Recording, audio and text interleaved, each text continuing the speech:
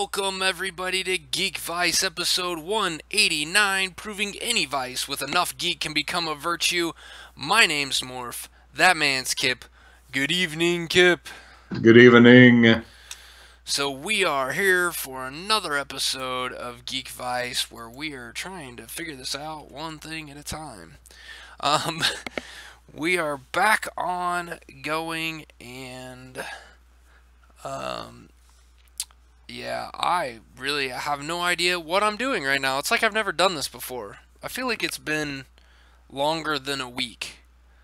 I mean, does it feel like that to you? I feel like I haven't done this in forever.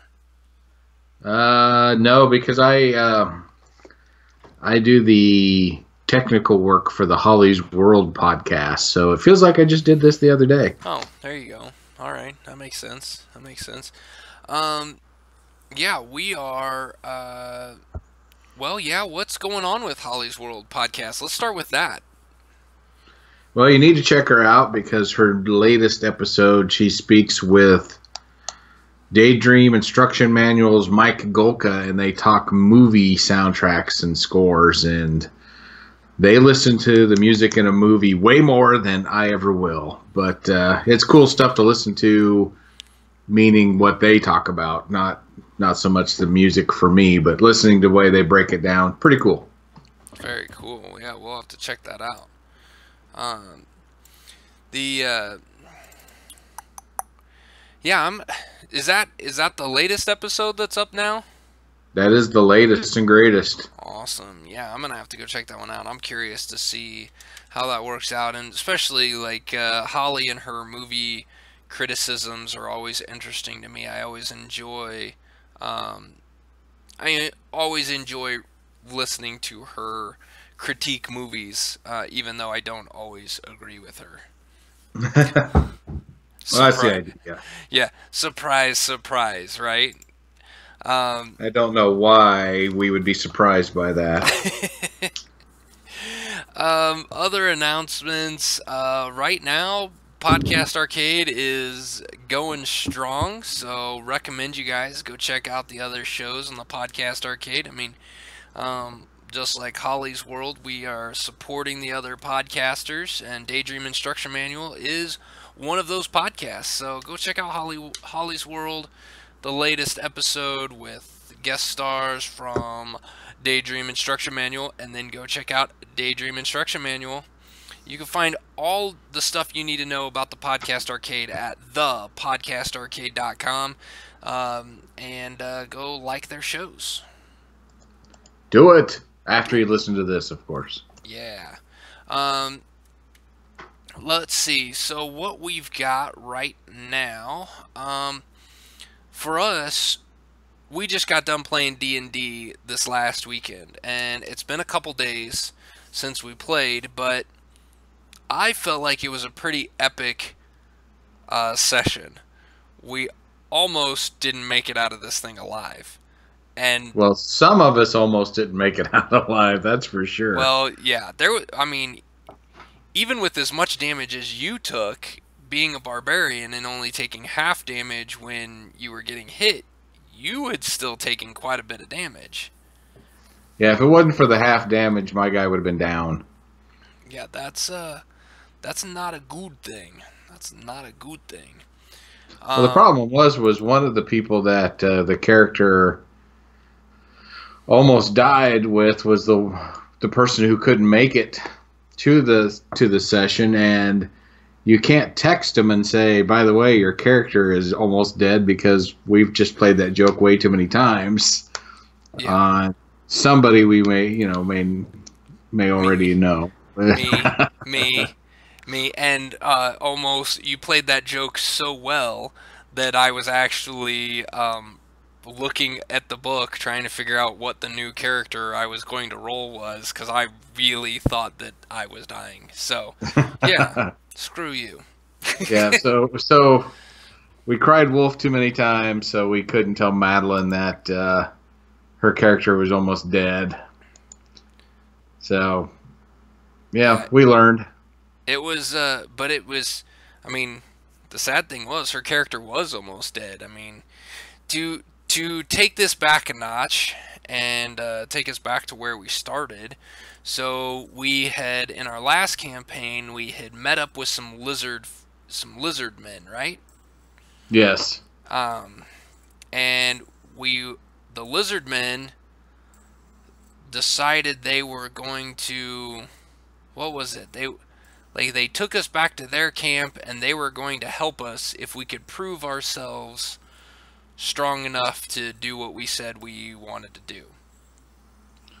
That's exactly right. For some reason, they could trust us enough to bring us back to their place, but they couldn't trust us enough to help us. So they gave us a side quest, which honestly didn't sound that bad. Yeah, it didn't sound like it was going to be a rough fight or anything, but I was wrong. Yeah, the quest, the side quest that they gave us was to go fight what they thought were two lanky, rather large creatures. Okay. Nobody really thought it was going to be that. Like, we knew it was going to be a battle and it was going to be hard, but I don't think anyone really thought we would lose until we almost lost. Well, what's funny is, so we go in search of these things. I don't even know if we learned the name of these things. Did we? No, I don't think so. We'll just say we went and search for our future XP, and we got to this area where they said they would be, and there was this rock outcropping, and there was no signs of life anywhere, but there was these boulders, and our, I guess, voice of reason in the group, Julie, decided she was going to use one of her spells to shoot one of the rocks. And the whole time in the back of my head I'm thinking, man, if that's just a rock, I am going to make fun of her for years to come.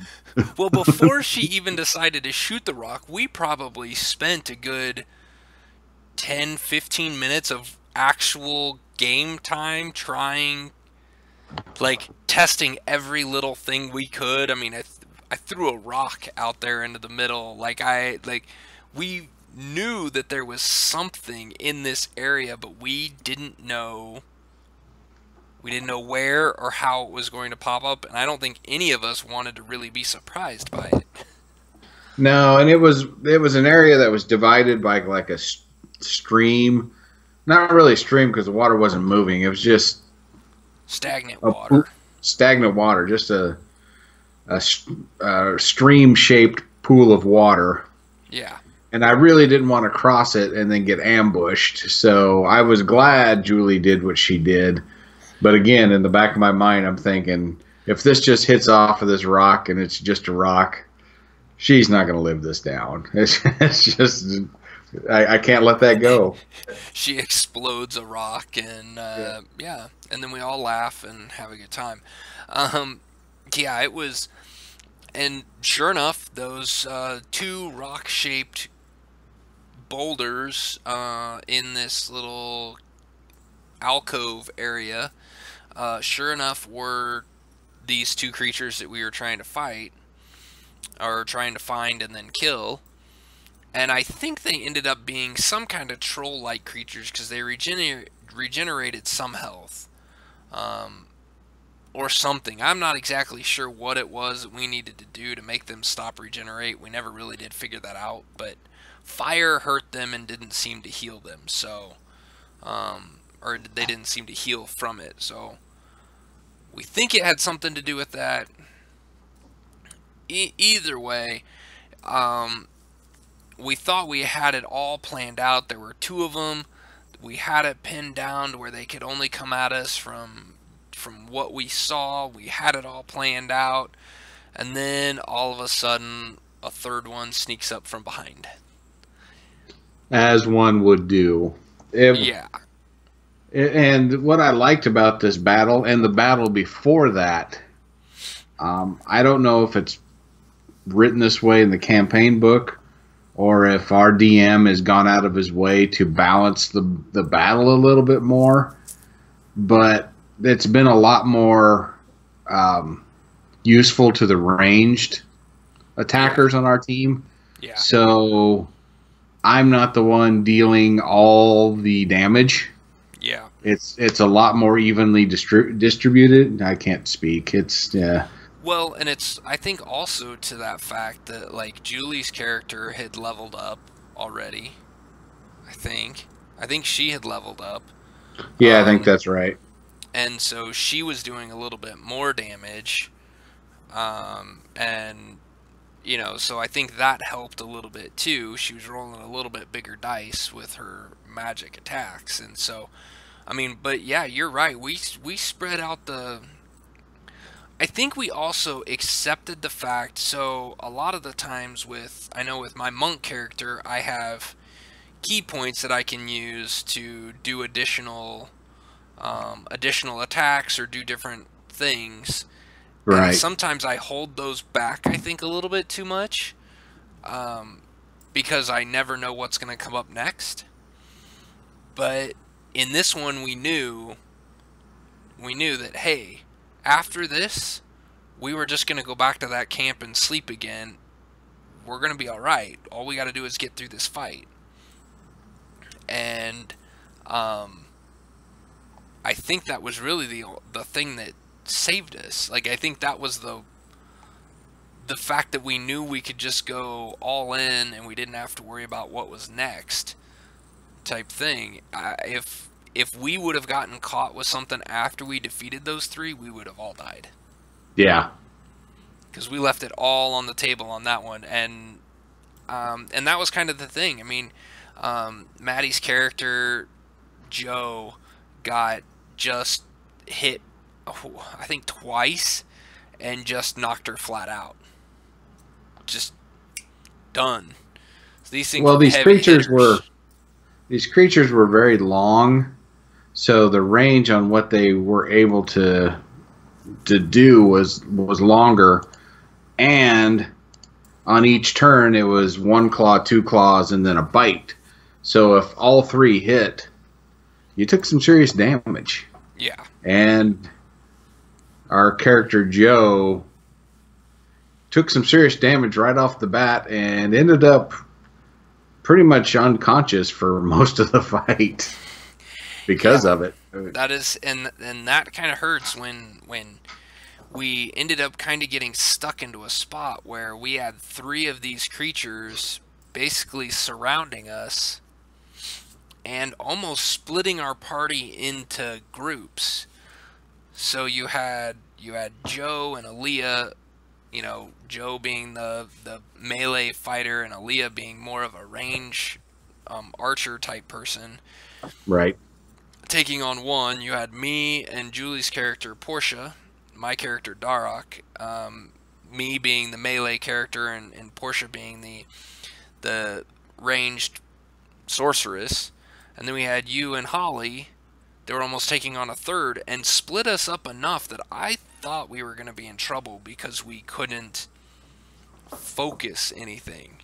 And once we were able to focus, once we took down one of them, they all just came tumbling down because we were able to work together. So I thought this was kind of a good sign of it. Kind of showed how we could kind of work individually, but still kind of show that we were strong individually, but how we were even stronger as a group if we worked together and kind of focused our efforts. Yeah, absolutely. And to bring that point home, my character, who is used to doing all the damage, actually sacrificed a turn to attack to give a potion to the Joe character, so because she only had one more life-saving throw to fail and she was dead. And so thankfully the DM pointed out that, you know, you could do this. It's like, yes, I should do that, and I'm upset that I didn't think of that. But so, as a team, I think this was our best effort because of things like that. We had melee people and ranged people working in tandem perfectly. And when that first one, until that first one went down, I was in the same mindset as you. It's like, we're going to lose somebody in this fight. Maybe more than one somebody Yeah. in this fight. But when the first one went down, it's like, all right, we have a chance. And then the two that the area was kind of split into two because of an outcropping. The one that went down was like on the right hand side, and then the other two were more on the left hand side. And thankfully, on the left hand side, we had our Dragonborn, so we had some fire to work with. I think that shortened that fight for us. Otherwise, I think somebody would have gone down without that. Well, and especially with as long as it took the first one to go down, because it was just me and Julie's character. We had a monk and a sorceress. She's a halfling, I believe. No, tiefling. Tiefling. She's a tiefling, and you know, we didn't have any fire. We didn't have. We basically just kept hitting this guy and hitting this guy, and as long as he didn't hit us, we were able to do a lot of damage. But he kept healing, so it took us a long time to get him down, and I don't know if it was the fire that stopped their healing or what, or if it was the fact that we were able to get that first one down low enough that maybe it stopped everything. I don't know, but yeah, I'm not sure either. Whatever it was, if those other two would have taken as long to kill as that one, we probably wouldn't have made it out of there, because I was one hit away from being dead. Julie's character, Portia, was one hit away from being dead. Holly's character was one hit away from being dead. And I think Aaron's character, Aaliyah, was already out of hit points and down to her life points. She was down to her life points. She was hurting real bad too. One hit and she would have been out. So, we were down low, very low. Yeah, and the beauty of the fight at the end was, Joe had at least healed enough from that potion that she was able to stand up, and she got the killing blow on the last one, which I thought was pretty cool. It's like, okay, I'm going to take a swing. It's like, really? You're almost dead and you're going to take a risk? It paid off. But the whole time I'm like, you're going to get this attention and it's going to thump you and you're going to be gone, and we're going to have to write a eulogy for your character. But yeah, it worked out. So the dice just knows. Yeah, well, and that was kind of the story of the night too. The dice, although actually I think the dice played really well. It wasn't that we rolled really well or really poorly. They just rolled right where you thought they would. So, I mean, Portia's character, when we rolled, it all kind of started with rolling initiative. When we were rolling initiative, because Portia had found where these creatures were at and shot them with with one of her cantrips to. I think it was a witch bolt. Yeah, with witch bolt. When we started rolling initiatives, her and I think it was Holly's character, our two magic users who were going to be shooting range stuff anyway, were at the top of the list. Like, they were so high, and the enemies rolled so low, so they were last, which makes sense because we walked into this thing ready for a fight, and they were just sleeping apparently. Well, I rolled the second to the lowest on the initiative, and it was perfect because I had moved my character away from the main group, and I was like going around a corner to see what was around that corner, so I wouldn't have seen everything that happened, so my initiative wouldn't have been as high, and the dice knew that. Yeah. And I ended up with I think a grand total of 5. Yeah, something like that. And that was just kind of the theme of the night. Like, everything kind of worked out well. You were, after the last couple battles, you had made the comment, even as your character, you were just like, you're the one who carries all the weight. Like, you were the one doing all the damage. The rest of us were just kind of standing there as fodder and waiting for you to kill things. And this battle, I think you missed more than you hit. Yeah, I think so. And so it was almost kind of like oh man, I'm going to have to do all the work again. And so you were kind of like half-assing it. And I thought that was great. And I was glad that our team could step up and maybe actually show that, not that we don't need you, but that we're important people too. Well, I was just okay. So my character joined the group after the group was already formed, and my character was written so it didn't have a strong trust in people. Yeah. Um, Not to say he was raised by wolves, but he grew up in the wild. His parents were slaughtered. He pretty much lived on his own. So trusting people just doesn't come easily to him. And then with some of the things that have happened in battles, like Joe leaving him all alone in a room with bad guys, Yep. That kind of feeds that distrust. So it was working out well that my character would be like, you know what, I'm doing all the work here. What the hell? And then it came down to, do I take a swing at this guy or do I save a teammate who inadvertently locked me in a room with some bad guys, but I didn't know that. I thought it was on purpose.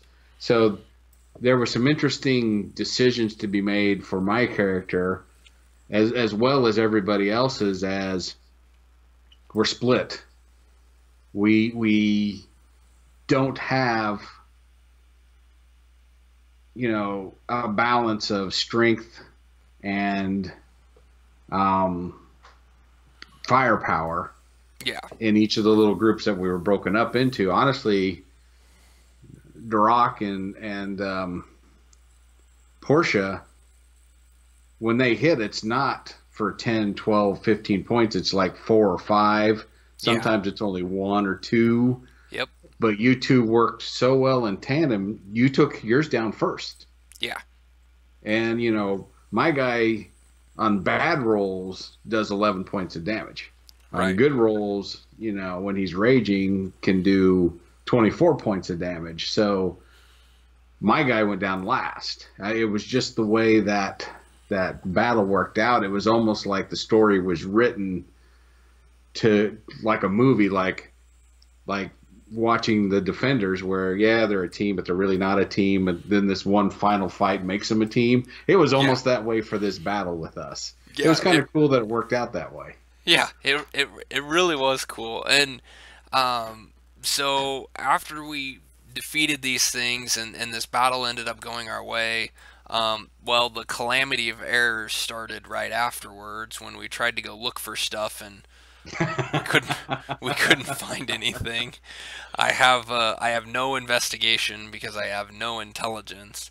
I can perceive things really well because I'm wise. I have high wisdom but low intelligence, which that's what investigation is tied to. And so I couldn't find Jack squat, and our one person who is a kind of Joe, our rogue, who is very sneaky and good at stealing things, couldn't roll worth a damn to find anything. So we're stumbling around looking for stuff. We finally find our loot, which was awesome, and something that we're going to have to deal with on the next session because we need to figure out what some of this stuff is. Yeah, well, what was funny about that is our DM kind of had to almost just point and say, "Look here," because the rolls were so bad and we weren't seeing a dang thing, and it was important for the story moving forward that he almost had to just draw a red X and say, "Search here, roll the dice as many times as it takes." You see this because it got to the point where we searched in the area we needed to find it and rolled terrible, so we didn't find it. And the DC wasn't very high, I don't think. We just rolled that bad. So then we moved to the next area, and we're like, okay, we're going to search right here. And we rolled terrible. And we're like standing right next to where it is that we need to look, and we still don't see it. And then we're like, okay, well, let's go to this other area that's right next to the area we think it's at, and we search there, and we finally roll just well enough. He's like, well, you see this path in the dirt that looks like something's been drug across here, and takes us right back to where we wanted to go. Exactly. Like, Telling you, just short of drawing a red X. Do you see the neon signs pointing, look here? Of us like, oh my gosh, finally we find it. We find a bag of holding, which is awesome. We've been kind of wanting that, and I'm going to try. We're gonna see what happens, but I think we might start because a lot of our characters are encumbered because we have so much gold on us, on our persons. We might try to start some party funds and start putting our gold in the bag of holding to unencumber some people. The best thing about a bag of holding, besides that, is finding one and not knowing what's in there. And then as the group is walking back, we're just trying to think of things, because you have to think of what it is you're digging for to get it out of there. Right. So Duroc is like, I'm thinking about a beer, and pulling out nothing, and well, at one point I can't remember what I thought of. I want to say it was a weapon. Well, yeah, I thought about a bottle, and I pulled out a wine bottle, and so of course I said I popped the cork, and we started passing around the bottle. But then there was something else that I thought of, and I pulled out a dead cat. Oh yeah. Like, what? So I just tossed it out as we're walking, and we make the comment, and then I'm thinking of something else, and I'm like, you know what? I'm gonna think, is there a dead body in here? And so I think of dead body, and I reach my hand into the bag of holding, and I pull out a couple of limbs of something that is decaying and like rotting, and I'm like, ugh, I don't want that in there. So we throw that out, and then our DM points out that we're leaving a breadcrumb for any creatures out there in the swamp that wants to attack us. Hey, here, follow these tasty morsels. Like, okay, yes. Maybe we should stop doing that. But follow the severed limbs and dead cat's trail. Yeah, it was. That was really funny. We're trying to figure out how we were going to figure out what was in there. I still don't know that there's anything in there, but my guess is there's probably not. For story-wise, it wouldn't. The stuff that wasn't in the bag of holding when we found the loot, I think is the stuff that's most important anyway. So yeah. But if anybody listening who has an idea of what we should think about and try to pull out of that bag, let us know. And we'll do it. Because we'll do it. Oh, because we probably spent a good 10, 15 minutes just doing that. And it's almost to the point where your wife, Holly, was just like, come on, let's go back to Lizard Camp. Come on, let's move along here. Move along now, move along. Like, yeah. Sadly, if we would have listened to her and we would have never found the bag of holding. Because I just wanted to go back to the camp, and everybody else was like, no, we should search for loot. And it's like, there's nothing here. But luckily, nobody listens to my character. So yeah, comes in handy every once in a while not listening to you. Yeah, it's works for my wife, so. So we made it back to camp, and that's about where we ended it right there. Shocked the crap out of the lizard people, because one, they didn't know there was 3 of these creatures, and they didn't want to tangle with 2 of them, and we killed 3 of them and brought their severed heads back and dropped them in their lap, and so they think we're amazing people now, and they're gonna help us. So. Yeah, apparently we're badass in their eyes. So we're kind of like what C-3PO was to the Ewoks. We're now golden gods. Yes, we are. So once we wrapped up that session, we kind of did some XP calcs, and 3 of our characters have leveled up to, what are we now, level 5? 5. Yeah, so Made some big jumps, and I was talking to our DM after the fact, because I stuck around a little longer because I got there late, and stuck around and did my leveling up of my monk, and I have to say, after playing Pathfinder and leveling up from Pathfinder, I like leveling up in 5th Ed way better, because you get stuff each level, but there's not as many choices. It's not as complicated, at least, and maybe it's just the monk character that I am.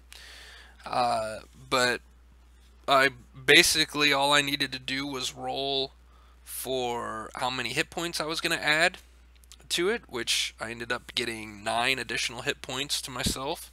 So that's good. I'm almost at 50 hit points. That's good. But the other thing that becomes really nice is my monk. I get 2 additional features. I get an extra attack, so now instead of attacking 2 times just for attacking, I get to attack 3 times. And what I thought was, so I carry a quarterstaff with me. That's my martial weapon. That's my monk weapon. And the when I attack twice, I attack once with the staff and then once with a punch. So I do a D8 with my staff, and I only do a D4 with my punch. And I thought once I got the extra attack that it would be another punch. Brad corrected me. I get to attack twice with my staff, and then once with my, with a foot or a punch.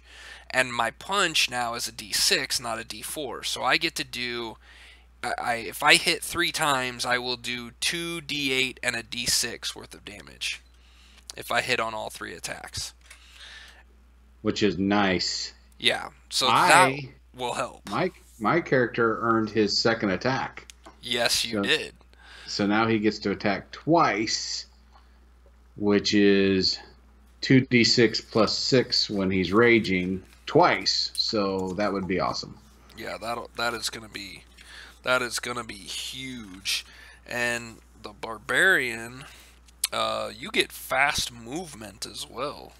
Yeah. And your rage damage even goes up. Oh. Oh no, it doesn't. It's still +2. Okay. It's still +2. It's +2, but you get 3 rages now instead of just 2. Or I guess you had 3 in 4th level too. Yeah, but more than I use.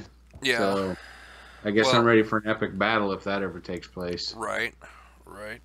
The other advantage that we have with the 5th level is we get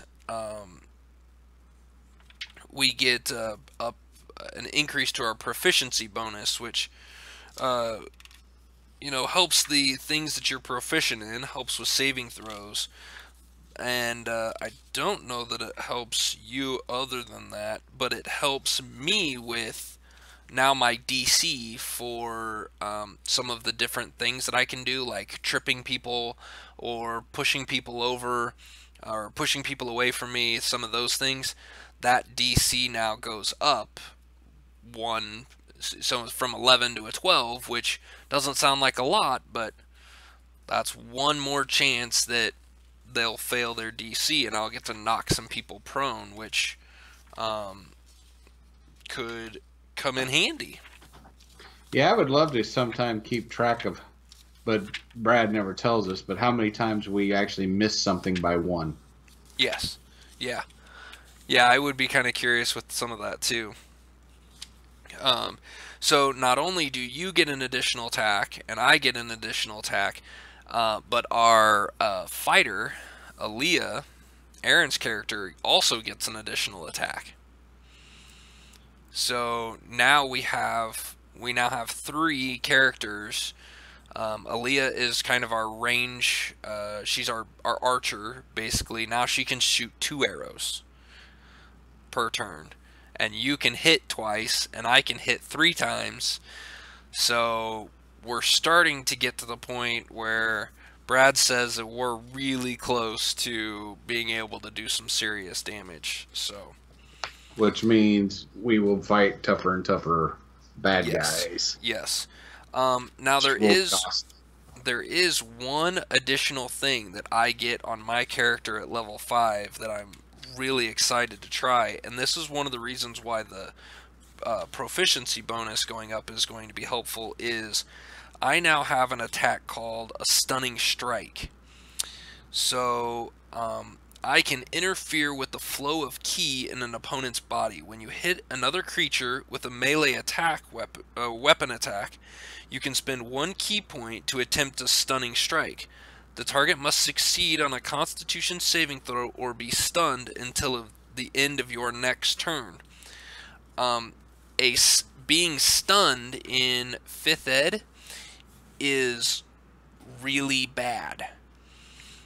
In the sense that you don't want to be it. You can't move. You can't attack.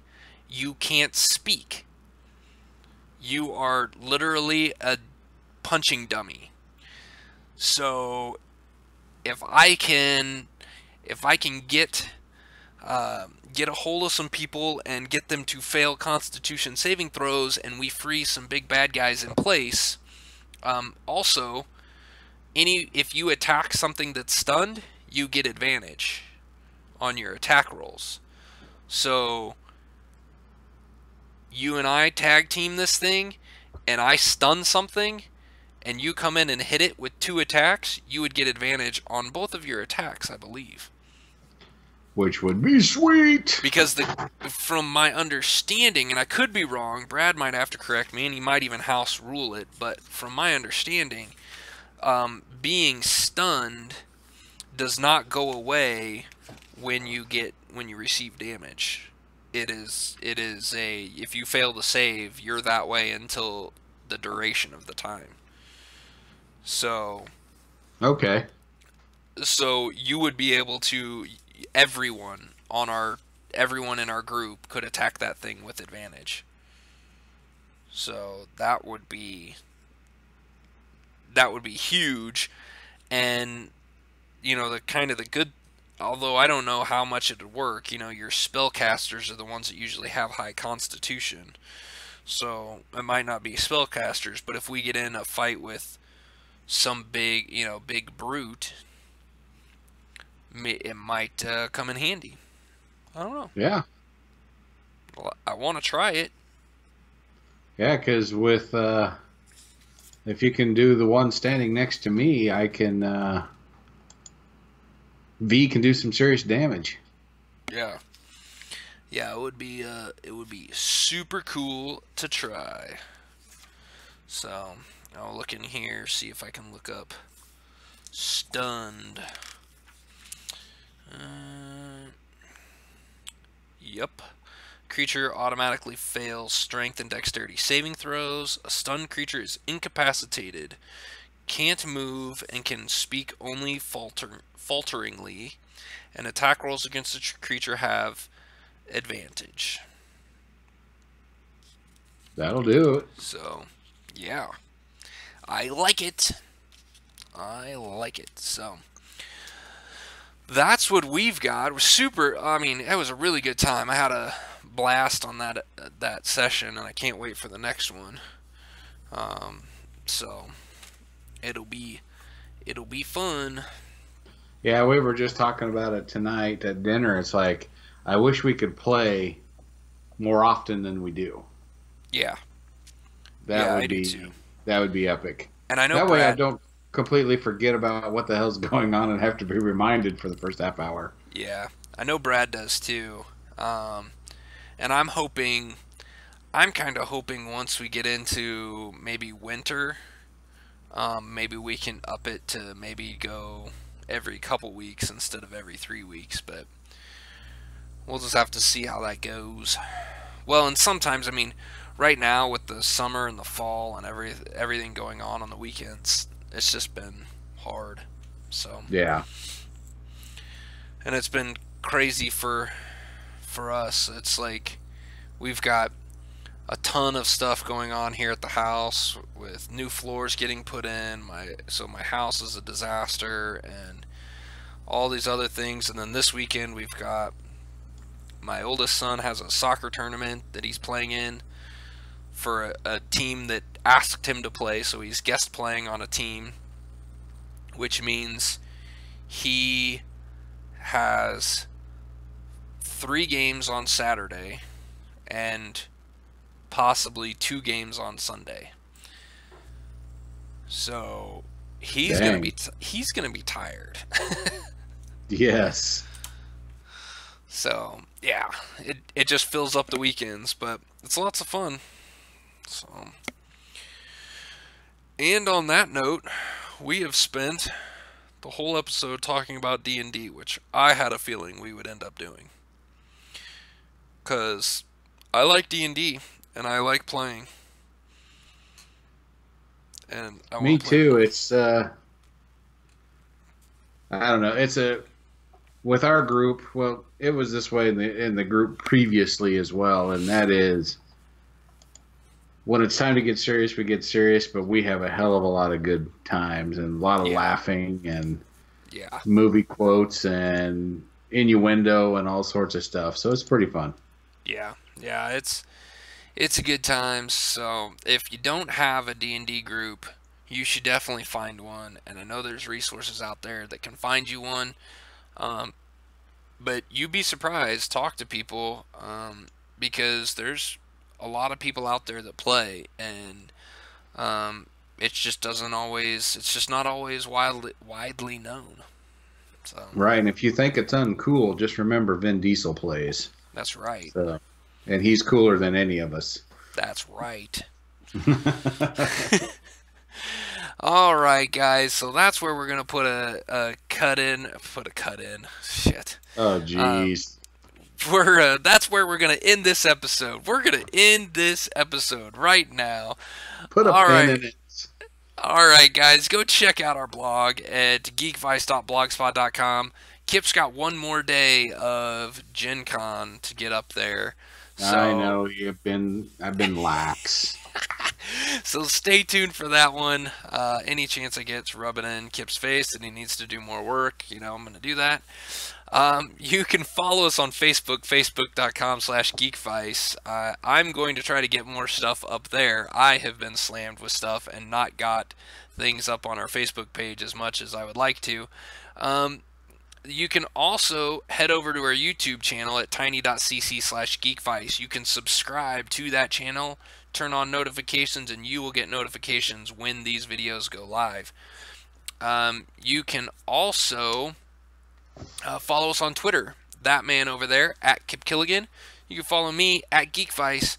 And, of course, you can always email us at geekvice@gmail.com. Thanks, everyone, for listening to our ramblings, and we will see you next week. Later. This podcast is part of the Podcast Arcade Network.